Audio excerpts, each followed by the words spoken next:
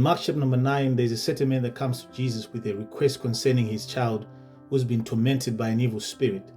And he makes this request and he says, if you can do anything, help us.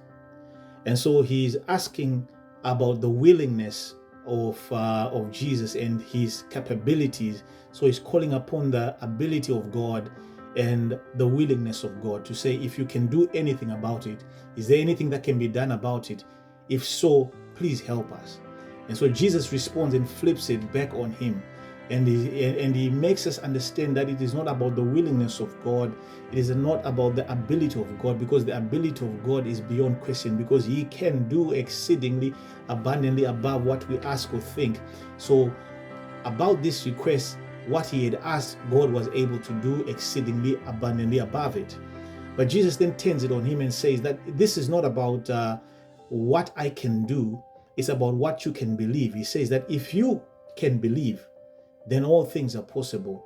If you can believe, it's all about what you can believe. It's not about what God can do, because what God can do is beyond question. God can do exceedingly abundantly above all your wildest imaginations. If you can ask it, if you can believe it, if you can think it, God can do, and he can do even much more. And so he says to this man that if you can believe, it's about what you can believe.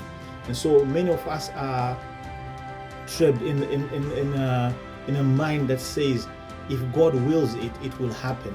And let me tell you from the scriptures, it shows us that it's not about what God is able to do, what God is willing to do. It's about what people can believe.